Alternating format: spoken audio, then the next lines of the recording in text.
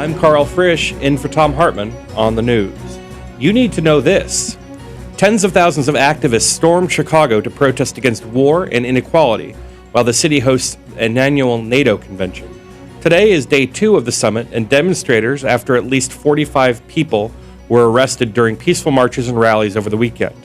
While some are applauding the Chicago Police Department's professionalism in dealing with protesters, others are pointing to repeated law enforcement abuse against citizen journalists and heavy-handed crowd control tactics. Several journalists were arrested in Chicago with little justification, and others were intimidated, detained, and interrogated without any probable cause. For today, demonstrators plan to march on Boeing's headquarters in downtown Chicago to protest against the defense company's role in our ongoing wars abroad. Keep an eye on this one.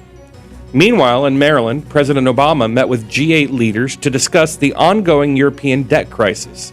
Following a wave of elections across the continent that saw pro-austerity parties get shellacked by voters, President Obama spoke of the need to promote job creation and economic growth over destructive austerity. The president told leaders, quote, "There's now an emerging consensus that more must be done to promote growth and job creation right now in the context of these fiscal and structural reforms." Here in the United States, the president is up against another political party pushing austerity, the Republicans. But according to House Budget Chairman Paul Ryan, the author of the latest Republican budget, which privatizes Medicare, slashes Medicaid by over $800 billion, and makes deep cuts to transportation and education programs, Republicans aren't trying to push European austerity. They're trying to prevent European austerity. Or so he said on Meet the Press last Sunday. Ryan is partially right. His budget isn't austerity for all Americans. It's just austerity for working people, since the super rich in America get a $3 trillion tax cut. In the best of the rest of the news, the Commodity Futures Trading Commission is now opening an investigation into J.P. Morgan Chase's failed $3 billion gambling binge. The CFTC becomes the third agency investigating the bank, joining the Securities and Exchange Commission and the FBI. There are reports that federal prosecutors in New York are also interested in what exactly happened for the bank to lose so much money. While the investigators are all preliminary and no one has been officially charged with wrongdoing, this case should highlight the need for stronger regulations on Wall Street bankers who have clearly proven unable to regulate themselves. Our criminal justice system is severely flawed.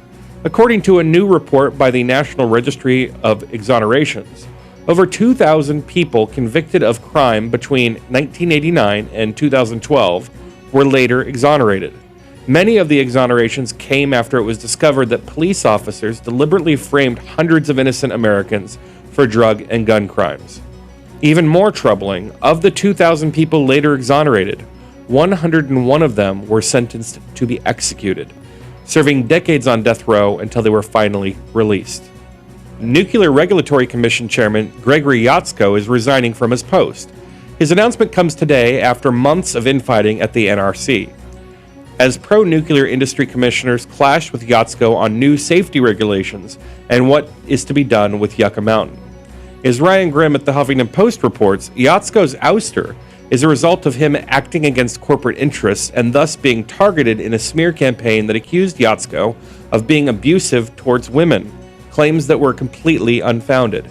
With the nuclear crisis in Japan still ongoing, it's crucial that United States regulators don't put Americans at risk of a Fukushima-like disaster in the near future.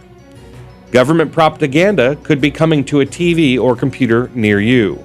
Reporter Michael Hastings at BuzzFeed is raising attention about a new provision buried deep within the latest defense authorization bill, passed out of the House of Representatives last Friday, that gives the State Department and the Pentagon the authority to unleash propaganda on the American people.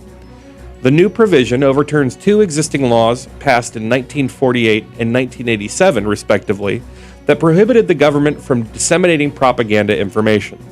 Supporters argue that the ban on domestic propaganda ties the government's hands as it tries to respond to Al-Qaeda's own propaganda on the internet.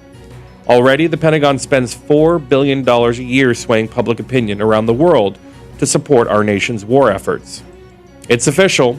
Vermont is the first U.S. state to ban fracking.